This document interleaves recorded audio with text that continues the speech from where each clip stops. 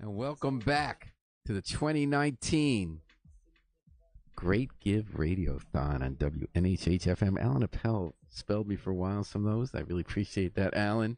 We've been with you all day today, Wednesday. And we're going to be with you all day on Thursday to help raise money for some of the great not-for-profits in New Haven that keep our community vibrant. Every time this year, nonprofits get together to raise money jointly through the Community Foundation for Greater New Haven, and you got a role in that. 406 nonprofits have signed up, and you can go online right now to thegreatgive.org. The word "the" is in there, thegreatgive.org. And you can give to any group you want. You can find out about all of them. And this half hour, we're going to have a recommendation for you. There's a great group called the Hebrew Free Loan Burial Society. Did I say it right? That is correct, yes. All right, got right order, all those words. And they got a great history in New Haven, and they're going strong again. And two gentlemen who make that happen, Brian Koblitz and Mark Shiffrin, are right here in the studio. Welcome, guys, and thanks for coming on NHH. Thank you for having us. And I'm going to ask Mark to get the microphone right away. Do you want to do the song first and get it out of the way, or do you want to start talking about the society? Let's start talking. All right, so Hebrew Free Loan Burial Society, it has two parts to its name. One is burial, so you take care of graves that otherwise people aren't taken care of, correct? Or you help people get buried for free in the Jewish community? That is correct. We actually help to assist those that would otherwise have no means to have a proper burial in the Jewish tradition. And we work with the local funeral homes, Weller and Jimmy Sure. And then the other part, of course, is the interest-free loans that we do. And that started, if I'm not mistaken, over 100 years ago when there was that great migration to America of Eastern European Jews, if I'm not mistaken, 1880 through the early 1900s before the doors were shut. And there were societies of people who came from the same communities, the Lands Societies and others, who helped each other out as they got assimilated in this country. And a lot of people didn't have money. They would sometimes need to pay the rent, or they'd get kicked out, or some food. And they'd come get a loan from the society, right, to help keep them going. Do we still do much lending nowadays like that? I mean, there are other lending opportunities for Jews that didn't exist back then. It's this society brings us back to our roots as a Jewish community and how we come together as a family, as an extended family that takes care of each other. We do two things. In the burial society, what we're doing is we are providing graves for people who are of our faith and would like to have a Jewish burial. They can't afford one, right? But they can't afford one.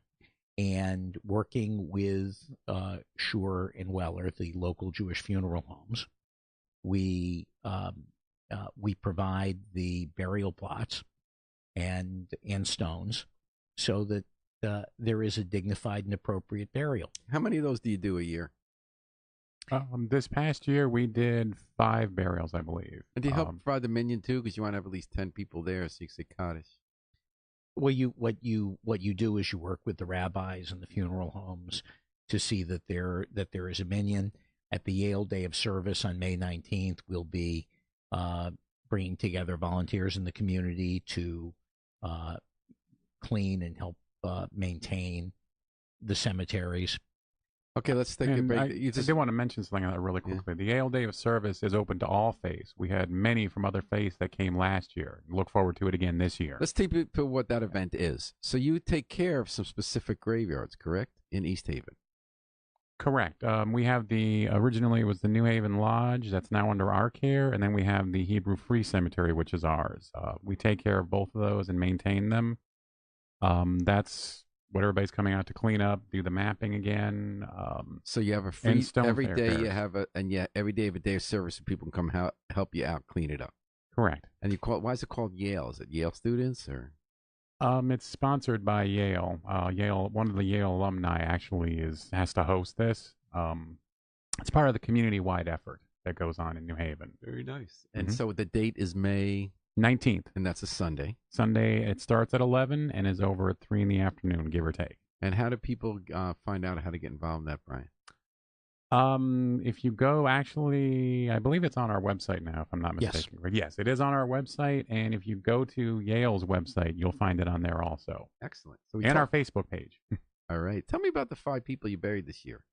Were they the people who had family around here, or how did they come to the society? Well, part of this is when Jewish communities would get started anywhere, the two things that we would start looking at as a community would be having kosher food and a place to bury our dead, and the ability to do a bris when a boy would be born. The basic requirements of creating a Jewish community. What we do is what we do with burials. In our tradition, the most important thing that we can do for each other is to take care of our dead, and because once someone has passed, they can't thank you. They can't do anything for you. It's something that we have to do, and we don't want to treat people who have fallen on harder times, don't have resources. We don't want to treat them any differently than we treat any of the rest of the people in our community. We want them to have the same dignity, but we understand that many people just have different circumstances. Their investments may not have worked the way they thought they would. Their retirement may not have been what they expected it to be. They may have died unexpectedly. And because of that, rather than looking at sort of the folks we've helped, it's just they're like the rest of us. They're all part of our family. And we don't really want to try to differentiate them. We place such a value on those burial traditions, Jewish tradition, and around death. I feel like that's one of the great things we do as Jews. One thing I love about our tradition, I mean, we do Shabbos right, which really keeps the Jews going with the day of rest and elevating us beyond a creature that just works. And I think we have a lot of collective wisdom over time in how to deal with death as a community for the living and for the dead. And I think one of those is the care we put into the burials, and also that they're not fancy schmancy, but that the caskets aren't fancy. You do it quick, and you're back in the earth. Well, the other thing is that I've noticed that now about half of the overall burials in our American society are now done by cremation, which is something that we do not do under Jewish law. And a Jewish burial is something that is so fundamental to the identity of Jewish faith and tradition that we want to make sure that is available. Do you think that'll change, guys? Do you think cremation, people feel it's more economical, it's more environmentally sound, perhaps? Although I'm not sure about that, but there's just keeping space. Are there reasons for rabbis to consider whether it could be halakhic, you think?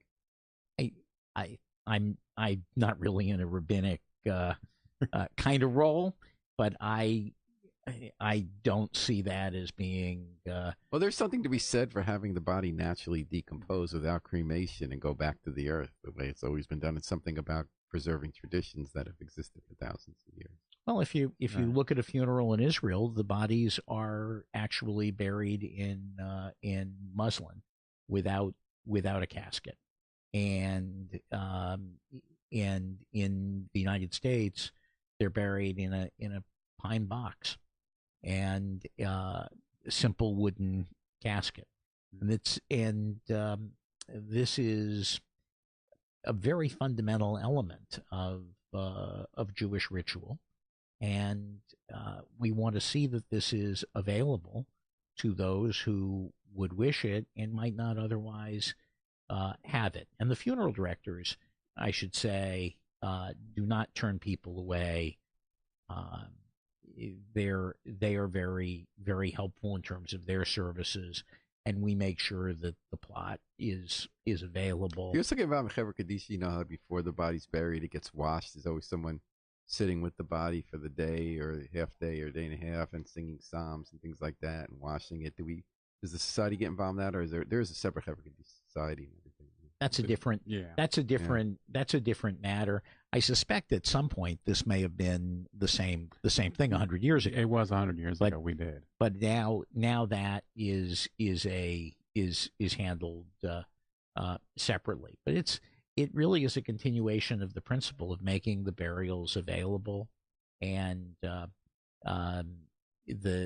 old burial society principle of the Hever Kadisha is that the body will always, when someone passes, there will always be someone after that watching the body, keeping the soul company by saying psalms. And what we're doing is we're keeping you company here on the Great Give Radiothon 2019 on WNHH FM. We're spending 2 days, 36 hours, encouraging people to give some of the great nonprofits that keep our community going. 406 of them are signed up on one platform, and you can go right to it on the web at thegreatgive.org. Don't forget thegreatgive.org. You go there, and this half hour we're suggesting that you give to the Hebrew Burial and Free Loan Society, about which we're hearing from Mark Shiffrin and Brian Koblitz. Brian, you run the society, correct? That's correct. This year I am the president again. I took a break last year from a lot of the stress that I had going on. As you can see, I'm a little bit different than I was before, but I'm glad to be back. Very glad to be back and excited. And when was the society founded? Approximately 1899. Whoa. Yeah. That's keeping. So the hats off that you keep it going. It's not easy to keep this going. I mean, when you go to those cemeteries and their societies, I don't think are around anymore. Sometimes their names are on the archways in the metal. How do you keep it going, Brian? How do you get people to just do this work? Basically every day it's having your hand out. Help us out. We need it. We appreciate it. And we have a very good group of people right now that really want to see this going and want to see the future. We have realized, a few years ago that we've had to change a lot of the way we've been doing things. And we went from, just as an example, doing $300 a year, $300 loans to, I think our highest one is almost $5,000 right now. And we're not just New Haven. We've actually helped people out throughout the state. So progress. We've had to change. When did you get involved? Oh my gosh. I got involved, I'm going to say about 7-8 years ago. And how and why did you get involved? I was actually brought in originally to help design and create a website for the organization. Do you do that kind of thing at work, or? No. I did it as a self-interest type of situation. I was doing web design, kind of got away from that. I was actually out for a little while for medical reasons, and now I'm a seafood clerk. So that's a big switch for me. But I was brought in to consult on doing a website, and we are still trying to actually get a fully functional website going. We have a lot of complications. I mean, we're still a membership organization. We still seek donations. We still do loan applications, the burials, etc. And nobody gets paid, right? No, that's another big part of the problem. Everybody's a volunteer. Part of what makes community great is that we have voluntary groups where people put their time in to fill important needs. Brian, why did you get involved? Why do you do this? Because I enjoy it. I like the outreach. I like talking to people. I like meeting all sorts of different people. And I like being part of an organization that really can go out there and help people and make a difference.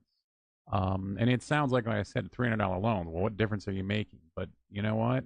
We just, not too long ago, had somebody that made a huge difference. What did they need it for? Personal items. That's another thing. We try not to discuss too much of what they need, but we do respect privacy. Do you ever say no? We've wanted to, but as of this point, no, we have not said no. And do you always get paid back? No.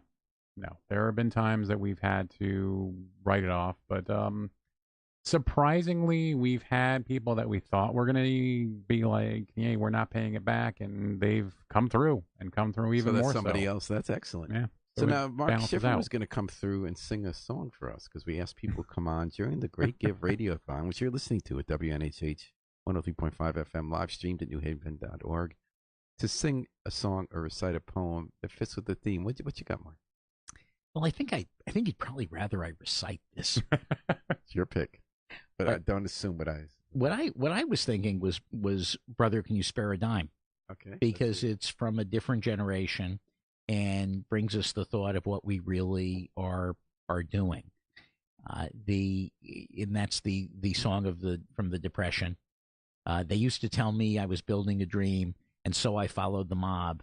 When there was earth to plow or guns to bear, I was always there right on the job. They used to tell me I was building a dream with peace and glory ahead. Why should I be standing in line just waiting for bread? Once I built a railroad, I made it run, made it race against time. Once I built a railroad, now it's done. Brother, can you spare a dime? Once I built a tower up to the sun, brick and rivet and lime. Once I built a tower, now it's done. Brother, can you spare a dime? Once in khaki suits, gee, we looked swell, full of that Yankee doodly dumb. 500,000 boots went slogging through hell, and I was the kid with the drum. Say, don't you remember they called me Al? It was Al all the time. Why don't you remember I'm your pal? Say, buddy, can you spare a dime? Once in khaki suits, gee, we looked swell, full of that Yankee doodly dumb. 500,000 boots went slogging through hell, and I was the kid with the drum. Oh, say, you don't remember they called me Al. It was Al all the time. Say, don't you remember I'm your pal? Buddy, can you spare a dime? Yeah, this really, if you think about it, we're here for folks when they need some help. And that's what we try to do. It's what our community is all about. And we hope that people are going to be able to help us. And my keep hour off to you guys for keeping this work going. So we can spare a dime, spare $18, spare $180. Now's the time. You guys are keeping this work going more than a century, back to the 1800s, and making sure people have a respectful, dignified way to be buried and help in hard times. And God willing, we keep it up. The Hebrew Free Loan and Burial Society. So, folks, thegreatgive.org. Don't forget the. Head there right now, please, and give a donation as part of the Great Give 2019 to the Hebrew Burial and Free Loan Society. Brain Koblitz, way to go, keeping it going. Glad you're in good spirits. And Mark Shiffrin, always a pleasure to have you here at WNHH. Folks, we're going to take a little break. The Afro-Semitic Experience playing Sente. He's an on-time god from their CD, A Plea for Peace. We'll be back in a few minutes with Solar Youth to keep the radiothon going. Thanks for tuning in here at WNHH.